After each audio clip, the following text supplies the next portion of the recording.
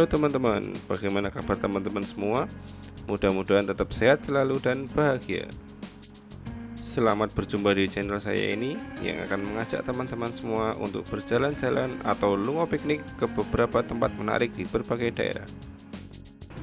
Pada trip kali ini kita akan pergi ke Jawa Timur ya teman-teman. Jadi kita akan pikniknya itu ke luar kota atau persisnya ke kota Tuban ya, yang jaraknya itu kalau dari Jepara sekitar 4 jam. Nah, di opening video ini saya record mulai dari jalan sebelum masuk kota Rembang ya teman-teman, atau lebih tepatnya ini setelah melewati Juwana Pati ya, daerah yang terkenal dengan bandengnya itu.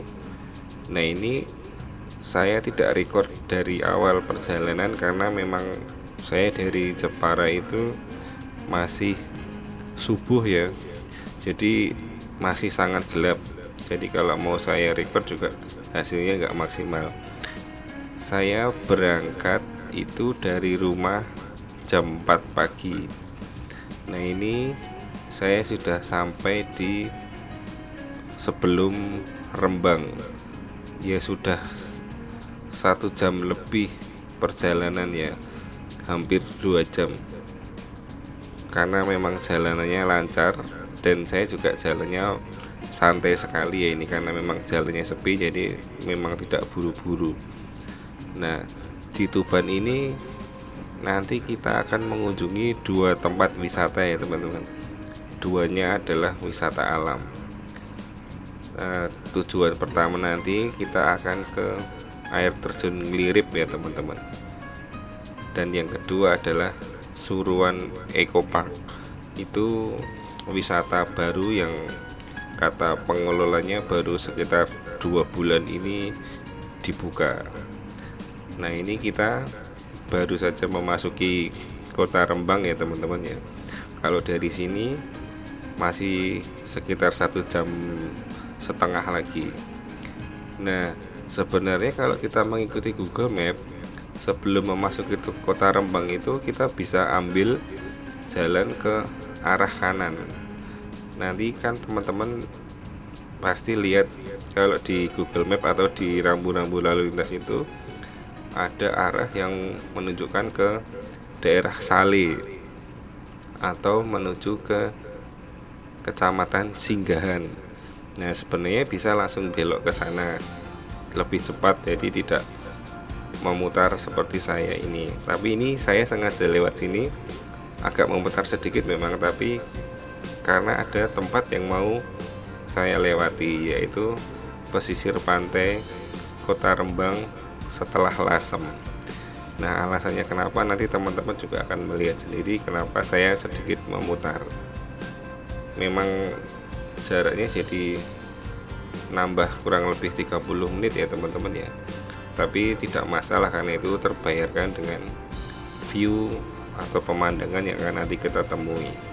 Jadi saya dari Rembang ini tidak mengambil arah ke kanan yang langsung menuju ke Sale, tapi saya masuk ke kota Rembang dan melewati Lasem. Nah, ini kita sudah sampai di Lasem teman-teman. Memang videonya banyak saya skip ya, karena perjalanannya memang sejauh itu dan sepanjang itu. Kalau saya full record itu tidak akan cukup dan durasinya terlalu lama. Nah, ini kita sudah melewati pusat kotanya Lasem. Kebetulan ini ada perbaikan jalan dan memang saya pergi pas hari raya Idul Adha ya teman-teman. Jadi ini banyak yang mau sholat id. Nah, ini sebelah kanan ini di alun-alun itu sedang mau persiapan untuk sholat id. Nah, kita lewat saja di sini. Ini memang agak memutar ya, karena kalau tujuan utama kita ke Nglirip, sebenarnya ada jalan lain menuju Sale. Tapi kalau melalui jalur di video saya ini, nanti saya beloknya itu di daerah Kragan. Nah, setelah Kragan pun nanti kita juga akan bisa ketemu dengan daerah Sale, karena memang tujuannya sama, walaupun memutar sedikit ya teman-teman ya. Nanti kalau teman-teman lihat di Google Map itu nyambung kok jalurnya, jadi masih satu ketemu, karena memang saya ngeliripnya lewat jalur yang sebelah selatan.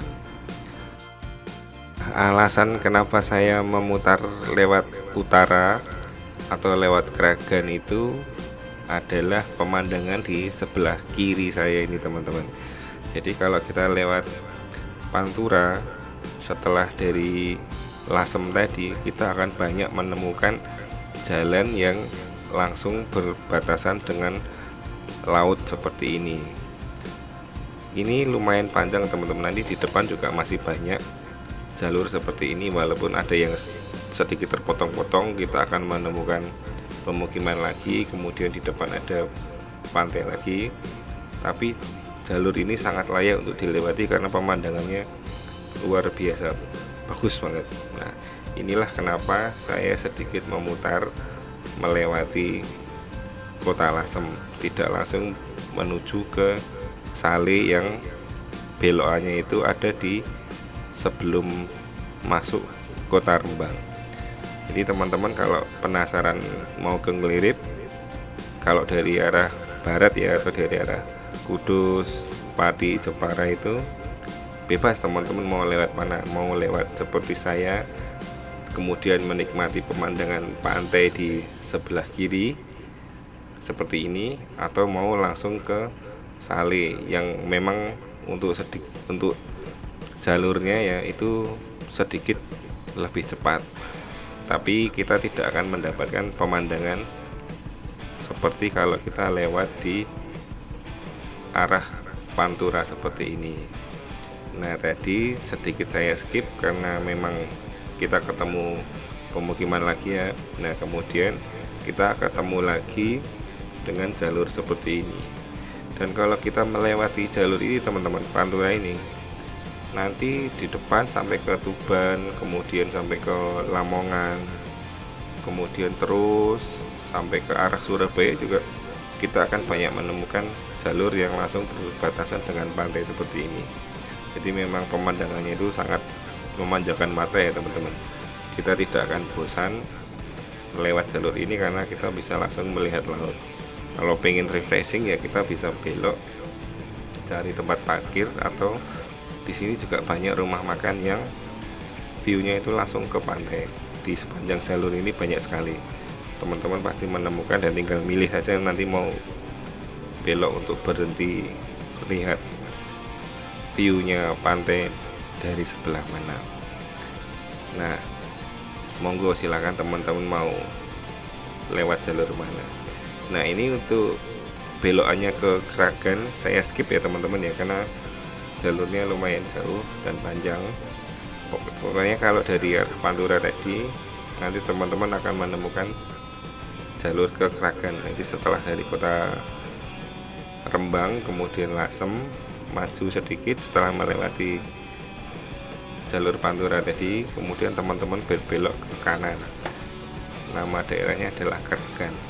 Nah, setelah Kragan itu lurus terus, nanti ketemu pertigaan yang kalau dari arah barat itu adalah jalur yang dari sebelum kota Rembang. Jadi ada ketemu di situ, ada titik ketemunya di situ di tengah-tengah. Nah, ini saya sudah melewati Kragan dan sudah di daerah Sale. Ini adalah jalan yang seharusnya kita lewati tadi kalau dari arah barat tadi ya, kalau langsung. Tapi ya akhirnya bisa ketemu di sini teman-teman. Sama saja kok, cuma memang muter sedikit. Tapi ya view-nya sayang kalau dilewatkan ya teman-teman. Nah, kalau teman-teman sudah sampai di Sale ini tinggal lurus saja teman-teman. Jalurnya itu nggak susah kok, tinggal ngikutin jalan ini karena jalurnya cuma satu ini ya. Dan pemandangannya rata-rata kalau di sini kita banyak melewati daerah perkebunan seperti warga dan juga hutan-hutan seperti di depan itu ada jati, ada cemara, jadi vegetasinya berganti-ganti ya teman-teman ya. Cuman pemandangannya itu rata-rata adalah pepohonan yang rindang seperti ini. Jadi kalau kita jalan lewat sini siang-siang itu nggak masalah karena teduh ya, dan pemandangannya juga hijau-hijau. Kalau tadi kan kita sudah lewat laut, lihat air, dan ya kalau siang panas pastinya. Tapi kalau kita lewat sini view-nya itu hijau dan teduh. Jadi kalau siang pun nggak masalah karena sinar mataharinya kan ketutupan pohon, jadi kita lewat sini nggak kena matahari. Memang seperti ini ya teman-teman ya, kontur jalannya kalau menuju ke Nglirip lewat Sale, karena memang di Nglirip itu bisa ada 2 jalur teman-teman. Jadi bisa lewat arah utara, lewat arah dari kota Tubannya, atau lewat jalur yang saya lewati ini, lewat Kecamatan Singgahan. Tergantung teman-teman mau berangkat dari mana ya. Kalau teman-teman lebih dekat dari kota Tubannya, itu mending lewat kota karena lebih cepat dari sana. Jadi lebih cepat pun Nglirip itu kalau dari kota Tuban jaraknya sekitar 1 jam ya teman-teman ya. Agak jauh memang, sekitar mungkin hampir 39 kilo atau 40 kilo kalau dari kota Tuban. Sekitar 1 jam lah kalau kita naik motor santai, tidak buru-buru gitu, itu 1 jam. Nah, kenapa saya lewat jalur selatan? Karena tempat yang saya tuju ini nanti berurutan teman-teman. Jadi saya kan ngelirip dulu di sisi selatan kota Tuban, kemudian nanti saya ke Suruhan itu ada di utaranya air terjun Nglirip, masih di jalur yang sama tapi posisinya lebih ke utara sedikit, sekitar 20 kilo, 15 sampai 20 kilo jaraknya, yang ada di daerah Suruhan. Nama tempatnya adalah Suruhan, atau satu lagi juga ada tempat untuk main kano gitu, namanya adalah Silowo, itu masih satu area. Nah, saya mau ke sana. Nah, karena dari arah Jepara itu lebih enak kalau saya lewat selatan, jadi saya tidak bolak-balik, karena endingnya nanti saya akan lihat sunset di kota Tuban. Jadi lebih enak kalau saya berangkat dari arah selatan ke Nglirip dulu dari yang paling selatan, kemudian maju lagi ke utara ke Suruhan. Setelah dari Suruhan kemudian saya baru ke kota Tuban untuk sunsetan di sana. Nah, itulah alasan kenapa saya ambil jalur ini dan tidak lewat jalur utara yang jalur utama menuju ke kota Tuban. Karena kalau saya lewat utara nanti saya akan bolak-balik, atau kalau saya dari utara kan nanti saya tidak bisa sunsetan karena jalannya terlalu jauh kalau mau berputar kembali. Dan kalau saya pulang dari Nglirip langsung ke Jepara, otomatis saya melewati jalur ini sore atau malam-malam. Nah, itu nggak enak teman-teman, karena jalurnya kan banyak hutan seperti ini dan jalannya tidak terlalu lebar ya, karena bukan jalur provinsi, ini jalur antar kecamatan, antar kabupaten, jadi cukup besar tapi tidak sebesar jalur provinsi. Itu makanya kenapa saya berangkatnya pilih lewat sini, kemudian pulangnya baru nanti lewat Pantura. Ini mudah teman-teman. Jadi teman-teman kalau ngikuti Google Map itu saya yakin tidak akan tersesat ya, karena jalurnya tidak banyak belok-belok, jadi tinggal lurus-lurus saja. Nanti kalau sudah sampai persimpangan itu pun petunjuknya sangat jelas ya teman-teman ya. Saya harus belok kemana, menuju kemana, itu rambu-rambu sudah sangat jelas. Bahkan kalau PD nggak pakai GPS pun saya yakin nggak akan tersesat ya teman-teman ya, asal teman-teman tahu urutannya daerah yang harus dilewati. Nanti setelah daerah sini mau kemana itu kalau teman-teman tahu, nggak usah pakai GPS pun bisa kok, karena memang semudah itu. Nah, ini masih melewati ini. Kalau dari tempat saya ini menuju ke Nglirip sudah hampir sampai ya teman-teman ya, tidak terlalu jauh lagi. Tapi nanti teman-teman bisa lihat video ini sampai kita di tujuannya nanti. Oke, selamat menikmati perjalanan ini. Nanti saya muncul lagi kalau kita sudah hampir sampai di air terjun Nglirip.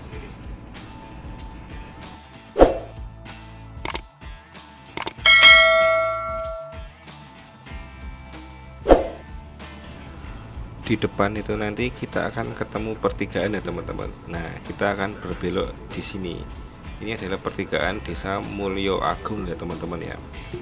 Nah, teman-teman kalau ikuti GPS otomatis pasti akan diarahkan untuk berbelok ke sini ya. Nah, setelah kita tadi berbelok dari jalur Sale di Kecamatan Singgahan ya kalau saya tidak salah itu. Nah, ini kita berbelok ke kiri mengikuti jalur ini di Desa Mulyo Agung. Ini kita sudah hampir sampai teman-teman. Air terjun Nglirip itu ada sejalur di jalan ini. Nah, kalau dari pertigaan tadi yang ada tulisannya Desa Mulyo Agung itu jaraknya sekitar 4 km ya teman-teman ya. Setelah kita berbelok itu kita akan maju sekitar 4 km. Kemudian kita sudah sampai tujuan di air terjun Nglirip. Mungkin teman-teman kalau yang belum pernah ke Nglirip akan bingung ya, karena di situ tidak ada gapura wisata atau penanda jalan yang jelas seperti tempat wisata pada umumnya. Karena itu tempatnya di pinggir jalan banget. Jadi teman-teman kalau nggak teliti bisa kelewatan ya teman-teman ya. Jadi nanti kalau sudah sampai di Nglirip itu kan ada banyak tulisan tempat parkir. Nah, memang di situ teman-teman tempatnya. Nah, kalau untuk teman-teman yang bawa mobil, memang parkirnya itu di atas ya, di pinggir jalan raya. Memang di situ. Jadi teman-teman tidak usah bingung. Nah, memang untuk kendaraan roda 4 parkirnya di situ. Tapi kalau teman-teman bawa motor, itu motornya bisa dibawa turun ya teman-teman ya. Nanti ada jalannya kecil gitu, teman-teman bisa turun. Nah, tempat parkirnya ada di situ. Dan setelah teman-teman parkir itu loket masuknya juga dekat kok teman-teman, ada di situ. Ada 2 sih loket masuknya ya, di atas sama di bawah. Mungkin dulu yang atas itu loketnya masih aktif ya teman-teman ya. Tapi pas saya ke sana itu loket atasnya tutup, jadi cuma loket di bawah yang buka. Saya kurang tahu sistemnya sekarang seperti apa ya teman-teman ya, karena ini juga saya baru pertama kali ke Nglirip ya. Jadi yang saya lihat adalah loket yang di atas itu tidak buka, jadi hanya loket yang di bawah. Nah, jadi teman-teman kalau aman sih ya taruh aja di atas. Ini kalau misalnya loket atas buka, ya teman-teman parkir saja di atas. Tapi kalau loket atasnya tutup, mungkin teman-teman bisa bawa aja motornya ke bawah ya, karena kalau jalan kaki lumayan capek. Nggak jauh sih, tapi tetap berasa ngos-ngosannya teman-teman, capek karena turunnya itu curam. Tangga yang dibuatkan oleh pengelolanya itu curam sekali, jaraknya antar anak tangganya itu loh teman-teman. Jadi nanti teman-teman lihat di video kelihatan jelas kok. Nah, ini kalau teman-teman udah sampai di tikungan ini yang ada pembatas jalannya besar, ada pembatas jalan pagar ini. Nah, itu kita sudah sampai teman-teman. Air terjun Nglirip itu ada di sebelah kanan ini, di balik pembatas jalan itu. Nah, di warung-warung ini adalah tempat jualannya. Nah, kalau untuk parkir mobil bisa di sebelah kiri ya teman-teman ya. Nah, kalau motor bisa langsung ke kanan. Ini ada tulisannya air terjun Nglirip. Yang untuk motor teman-teman bisa langsung bawa turun seperti ini. Dan memang ini pintu utamanya ya teman-teman ya. Jadi teman-teman kalau nyari gapura wisata gitu memang tidak ada. Jadi kita langsung parkir saja di sini. Ini tempat parkir untuk motor yang atas. Nah, kita taruh di sini ya teman-teman. Kalau mobil memang parkirnya itu di pinggir jalan raya tadi, karena memang tidak mungkin ya kita bisa bawa mobil sampai ke sini ya teman-teman. Jadi kalau mobil parkirnya di pinggir jalan. Nah ini yang saya bilang tadi teman-teman, ini adalah loket yang di atas. Nah seharusnya ini juga buka ya teman-teman ya, karena memang dulu sepertinya ini adalah loket utamanya ya teman-teman. Nah di sini kalau misalnya loket ini buka ya kita lewat sini, taruh parkir motornya ya di tempat tadi, dan kita tinggal mengikuti jalan setapak ini yang udah ada di paving konblok ini teman-teman ya. Kita tinggal jalan mengikuti ini. Tapi kalau misalnya teman-teman sampai sini dan lihat kalau loketnya yang di atas tadi itu tutup, teman-teman bawa turun aja motornya, karena kan di sini ada 2 jalur ya teman-teman ya. Setelah kita memelati loket tadi, ada jalur yang ke atas, ada jalan yang menurun ke kiri. Ini yang di sebelah kiri ya teman-teman, ada tulisannya jalan kampung. Teman-teman kalau tadi lihat loketnya di atas tutup, motornya langsung dibawa turun aja teman-teman, bisa kok. Nah dibawa turun ke arah jalan yang tulisan jalan kampung itu, turun sedikit, nanti teman-teman ketemu tempat parkir lagi, tempat parkir motor ya. Nah teman-teman taruh saja motornya di situ. Nah tempat parkirnya itu berhadapan-hadapan dengan loket tiket masuk juga. Jadi ada 2 teman-teman, di atas dan di bawah. Tapi mestinya ya kalau kita sudah bayar di atas, di bawah juga tidak akan ditarik lagi ya teman-teman, cuma salah satu saja. Jadi nanti kalau di bawah itu kita tinggal menunjukkan karcisnya saja, kita sudah bayar di atas, di bawah kita tinggal masuk. Tapi kalau yang di atas tutup, teman-teman turun aja motor ya, bawa ke bawah. Daripada jalan seperti saya ini memang dekat teman-teman, tapi ya itu tadi lumayan ngos-ngosan, karena yang namanya air terjun kan pasti sungainya di bawah ya teman-teman ya. Jadi kita harus mengikuti kontur jalan itu menurun. Dan memang ini kalau saya bilang pembuatan tangganya itu jaraknya terlalu curam. Jadi antar anak tangganya itu tidak seharusnya yang ukuran normal gitu loh. Jadi kita untuk melangkahkan kaki itu lumayan jauh, jadi ya agak capek teman-teman. Walaupun secara jarak ya ini asli dekat sebenarnya, kalau kita parkir di atas pun kita jalan ke bawah juga nggak terlalu jauh. Tapi kalau ada yang lebih enak ya mending cari yang enak aja teman-teman. Kalau yang loket atas tutup, bawa aja motornya ke bawah, nanti teman-teman di situ ketemu parkiran lagi. Nah bisa parkir di situ dan langsung ke loket. Ini tangga turunnya ya teman-teman ya, seperti ini lumayan curam karena jarak antar anak tangganya itu tinggi. Jadi ya harus hati-hati sekali ya teman-teman kalau lewat sini ya. Dan pastikan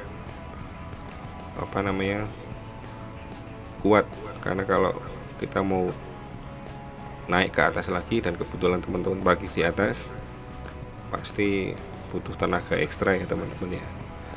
Ini saya skip, saya sudah turun ke bawah. Nah teman-teman di depan itu yang pagar hijau itu jalan itu, nah kita itu masuk teman situ teman-teman. Di situ adalah loket kedua yang di bawah. Nah yang jalan menurun ini adalah terusannya yang tadi jalan kampung. Teman-teman bisa ke sini, parkiran motor itu ada di sebelah kanan saya teman-teman, deket yang jalur setelah tangga menurun tadi. Nah teman-teman bisa parkir di situ dengan catatan loket di atas tutup ya. Nah, setelah kita lihat loketnya tutup, bisa turun, kemudian parkir situ. Kita akan ketemu loket lagi. Nah ini loket yang di bawah, dan ini harganya murah ya teman-teman ya. Tiket masuknya itu 8.000 untuk dewasa, dan anak-anak 3.000. Itu di luar parkir ya, parkir wajar lah, parkir 5.000 ya teman-teman ya. Nah ini kita lihat harganya di sini tertera di situ. Nah air terjunnya itu udah kelihatan teman-teman di situ, di sebelah kanan saya ini, tinggal saya maju itu, nah itu kelihatan. Nah dari sini kalau kita mau ke airnya atau ke bawah ya kita akan turun tangga lagi. Nah itu kelihatan teman-teman. Nah, kita kalau mau ke airnya atau bermain di air, kita turun tangga sedikit, tidak terlalu jauh, tapi karena bangun anak tangganya agak curam, teman-teman harus ekstra hati-hati ya teman-teman. Itu kelihatan ya bawahnya. Dan di sini himbauannya sangat jelas sekali ya teman-teman. Dilarang untuk berenang di air terjun karena di situ adalah kedalamannya 30 meter teman-teman. Jadi teman-teman jangan berenang, walaupun teman-teman jago berenang sekalipun, kalau menurut saya jangan berenang ya, karena kita ikuti saja aturan mainnya di tempat yang kita tuju ya teman-teman ya. Kalau memang sudah ada himbauan, sebaiknya jangan dilanggar, karena ada tulisannya dilarang untuk berenang. Itu nggak main-main teman-teman, 30 meter ya. Kalau cuma sedengkul atau cuma 1 meter gitu, kita mau nyebur nggak masalah ya. Nah ini 30 meter teman-teman, tingginya ya setinggi tebing air terjunnya itu, kurang lebih 30 meter.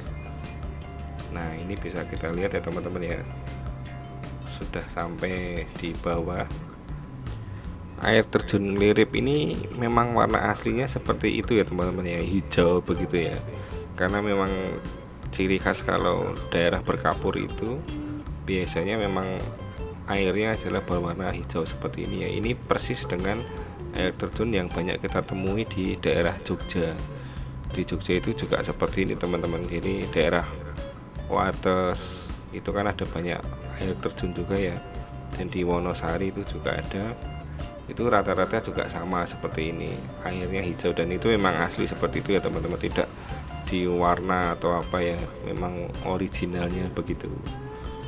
Nah tapi kalau teman-teman datangnya ke sini pas hujan atau musim hujannya lebat, air hijaunya itu berubah jadi coklat karena memang membawa endapan lumpur ya dari atas ya. Wajarlah kalau musim hujan jadi airnya keruh. Jadi teman-teman kalau mau wisata ke air terjun, perhatikan timingnya.